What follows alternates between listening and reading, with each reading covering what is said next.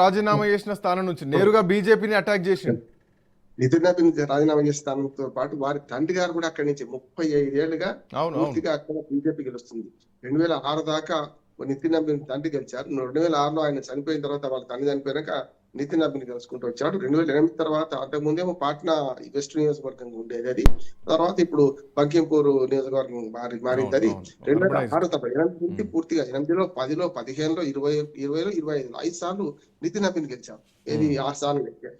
కనుక ఇప్పుడు గెలుపు కేవలం బీజేపీ అభ్యర్థి మొన్నటిదాకా నిన్న నిలబడ్డ ఆయన కాదు. గెలుపు పూర్తిగా నితిన్ నబీన్ మీద బీజేపీ జాతీయ అధ్యక్షుడి మీద గెలిచినట్టు లెక్క అని చెప్పి పరిశీలకులు అంటున్నారు, విశ్లేషకులు అంటున్నారు. అందుకని ఏమంటారంటే ఇది కూడా ఒక అయింది అంటారు. అందుకని మెల్లమెల్లగా వాళ్ళు దూకుడుగా పోతాం అనుకున్న వాళ్ళు వెనక్కు తగ్గుతున్నారు. అది మాత్రం అంటే పరిగెత్తే వాళ్ళు నిలబడి ఆలోచన చేస్తున్నారు అనే దానికి మంచి ఉదాహరణ ఇప్పుడు బిల్లులన్నీ కూడా పార్లమెంట్ సాక్షిగా ప్రవేశపెడదాం అనుకున్న బిల్లులన్నీ కూడా ఈ సంవత్సరం ఏముండవాలి అంటే పూర్తిగా పెద్దగా నష్టం చేయని. ఉదాహరణకు నేను బిల్లు పాస్ అయింది చూశాను మీరు, ఏదంటే 34 మంది నుంచి 38 మందికి వెళ్తూ సుప్రీంకోర్టు జడ్జిల సంఖ్య పెంచే బిల్లు. అలా కూడా గొడవలు జరిగినాయి, కానీ అది ఎవరు మోజువాణితో ఆమోదించబడ్డది. ఇప్పటికే దాదాపు 97,000 కేసులు పెండింగ్ లో ఉన్నాయి సుప్రీంకోర్టులో, ఒక్క సుప్రీంకోర్టులో మాత్రమే. అటువంటిది 4 పెంచడం ఇంకా గట్టిగా మాట్లాడితే ఇంకో 4 పెంచినా తప్పు లేదని నాలాంటి వాళ్ళు అంటున్నారు. సమస్యలు సుప్రీంకోర్టు జడ్జి సంఖ్య పెంచితే ఎవరు వద్దన్నారు, కానీ అది కూడా నిన్ననే వివాదాలు అన్నవాడు నిన్న బిల్లు పాస్ అయింది. అంతకుముందు ఏవైతే రొటీన్ బిల్స్ ఉన్నాయో అవన్నీ ఇప్పుడు పాస్ చేసుకుంటున్నారు. 8 బిల్లులు ప్రవేశపెడదాం అనుకున్నారు, 8 కూడా మోజువాణి ఓటుతో అవుతుంది. కానీ ఈ పార్లమెంట్ సమావేశంలో వివాదాస్పద అంశాలైన వాటి గురించి మాట్లాడడానికి సిద్ధంగా లేదు.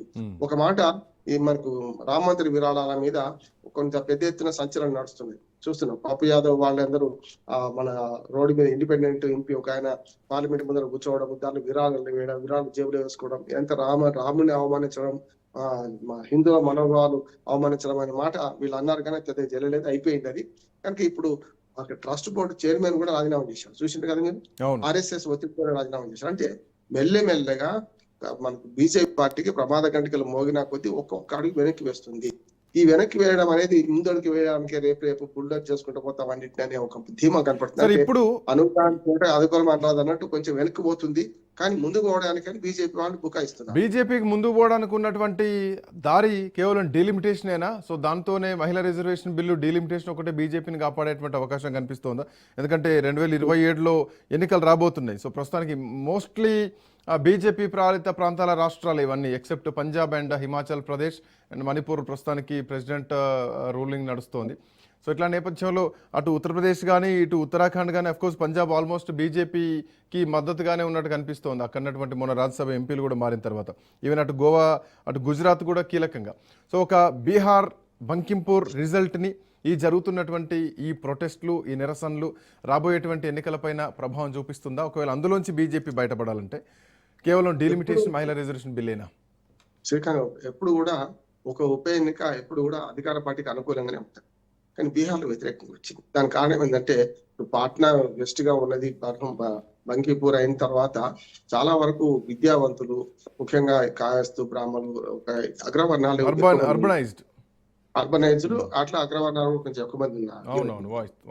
ఈసారి ఆయన పోటీ చేసింది ఇప్పటివరకు లేదు. 2024లో పార్టీ అక్టోబర్ 1 పెట్టిన తర్వాత ఇప్పటిదాకా ఆయన మొన్నటి ఎన్నికల్లో కూడా 5 సీట్లు తప్పించి అందరు నిలబెట్టారు, ఆయన నిలబడలేదు. మొన్న 2025 అసెంబ్లీ ఎన్నికల్లో బీహార్లో ప్రశాంత్ కిషోర్ నిలబడలేదు. కనుక నిలబడ్డాడు కదా, ఒకరిని గెలిపిద్దాం నష్టమే ఉంది.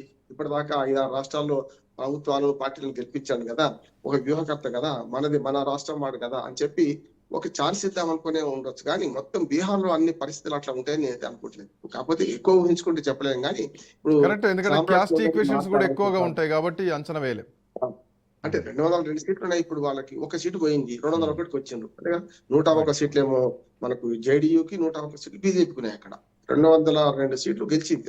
కేవలం 25 సీట్లు మాత్రమే ప్రతిపక్షాలు గెలుచుకుని, అలా 6 సీట్లు మాత్రమే కాంగ్రెస్ ఉన్నది, మిగతా 19 సీట్లు ఆర్జేడీ ఉన్నది. అట్లా చూసుకుంటే 202 సీట్లు ఒక సీటు పోవడం వల్ల పెద్ద పరపడేది ఏం కాకపోవచ్చు, ప్రమాద గంటకలు మోగుతున్నాయనే మాట వస్తుంది. దీనివల్ల కొత్తగా ప్రభుత్వం పడిపోయేది ఏం లేకపోవచ్చు, కానీ ప్రతిష్టాత్మకమైన బీజేపీ సీటు 35 ఏళ్ల తర్వాత ఒక కొత్త పార్టీ, ఒక పూర్తిగా బీజేపీ వ్యతిరేకించే ప్రశాంత్ కిషోర్ గెలుచుకోవడం అనేది నిజంగా చెప్పాలంటే బీజేపీ పెద్ద ఎదురైపోయి ఉంటుంది. బీజేపీతో గెలిచినట్టే, నితిన్ నబీన్ ఓడించినట్టే లెక్క ఆయన అది. కానీ ఇప్పుడు ఏమైందంటే ఇంతో ప్రశాంత్ కిషోర్ బీజేపీ వ్యక్తి అన్నటువంటి కొంతమందికి కూడా ఈ రోజు ఇది ఒక స్లాప్ లాంటి ఆన్సర్ ఇది. అంటే ప్రశాంత్ కిషోర్ ఒక రకంగా అంచనా వేయాలి. ఎందుకంటే గతంలో మొట్టమొదటి వ్యక్తి విశ్లేషకుడు మన రాజకీయ వ్యూహకర్తగా మొదలు 2012లో మోడీకి పనిచేసాడు కదా గుజరాత్ లో. అంటే 2014లో అదే మోడీకి పనిచేశాడు కదా భారతదేశ వ్యాప్తంగా. చాయ్ పే చర్చ ఇట్లాంటివన్నీ కూడా. తర్వాత పార్టీల పరంగా ఆలోచించకపోతే ఆమ్ ఆద్మీకి పనిచేసిండు 2015 ఎలక్షన్ లో. 19లో మనకు వైసీపీకి పనిచేసిండు. అట్లాగే మన అంతకుముందు టీఎంసీకి 2019లో టీఎంసీకి పనిచేసిండు. 20లో కదా 21లో టీఎంసీకి పనిచేసిండు. అట్లా మీరు చూసుకుంటే వరుసగా మనకు గుజరాత్ నుంచి ఆఖరి మధ్యప్రదేశ్ వాటిలలో కూడా కాంగ్రెస్ కి పనిచేసిండు. కానీ కాంగ్రెస్ గెలవలే అక్కడ. అదొకటి. కాకపోతే నేను వ్యూహకర్తగా ఉన్నాను, ఇప్పటి నుంచి రాజకీయాలు పూర్తి స్థాయిలో చేస్తాను అన్నాడు, వెనుకపోయాడు. కానీ బీజేపీ ఇప్పటికైనా గమనించాలి, కొన్ని ఇష్యూస్ తమకు మెడగబడుతున్నాయి. మెడగబడ్డ పాము కర్వక మానది కనుక కొంచెం 4 అడుగులు వెనక్కి వేస్తేనే మంచిదని నేను అనుకుంటున్నాను. దీనివల్ల ప్రభుత్వం పడిపోకపోవచ్చు, కానీ మెల్లమెల్లగా ఈ ప్రమాద గంటలను గమనించి సరిదిద్దుకుంటే మంచిది. Thank you sir, thanks for joining. So Bharatiya Janata పార్టీకి ప్రమాద ఘంటికలు మొదలయ్యాయా? సో ఒకవైపు రాహుల్ గాంధీ ప్రధానమంత్రి ఇంటి పరిసరాల్లోనే, ఇంటికి దగ్గరలోనే నిరసన దీక్ష చేయడం, ఆ తర్వాత ఇప్పుడు ఈరోజు కేజ్రీవాల్ కూడా దరిదాపు 200 మందితో ర్యాలీగా వెళ్ళడం, 2 లక్షల మంది సంతకాలు సేకరించాం. E20 ఎథనాల్ పెట్రోల్ సంబంధించినటువంటి విషయంలో కల్తీ జరుగుతోంది, బండ్లు పాడైపోతున్నాయని దేశవ్యాప్తంగా ఒక చర్చ జరుగుతున్నటువంటి నేపథ్యంలో సో పొలిటికల్ వెపన్స్గా ఈ అంశాలు మారుతున్నాయా, లేదంటే ఒక ప్రతిపక్షంగా క్రెడిట్ వార్ కోసం జరుగుతున్నటువంటి ఫైట్గా చూడాలా? సో భారతీయ జనతా పార్టీకి మాత్రం కొంత స్ట్రగుల్స్ స్టార్ట్ అయినాయి అన్నటువంటి సంకేతాలు మాత్రం కోర్స్ కనిపిస్తున్నాయని చెప్పాలి. ధర్మేంద్ర ప్రధాన్ రాజీనామా తర్వాత సో ఎట్లాంటి వ్యూహాలతో బీజేపీ మళ్ళీ ముందడుగు వేయబోతుంది, షా ద్వయం ఎలాంటి అడుగులు వేయబోతుంది, ఇక డీలిమిటేషన్ మహిళా రిజర్వేషన్ బిల్లుతో ఒక ప్రభంజన సృష్టించి భారతీయ జనతా పార్టీ ఆ విధంగానే ముందుకెళ్లేటువంటి అవకాశాలు కనిపించబోతున్నాయా, జన్జీలకి ఎక్కువగా అవకాశాలు ఇచ్చేటువంటి పరిస్థితులను కూడా క్రియేట్ చేయబోతోందా చూడాలి. That's all for now. Next updates continue అయితే కీప్ వాచింగ్ రాజు.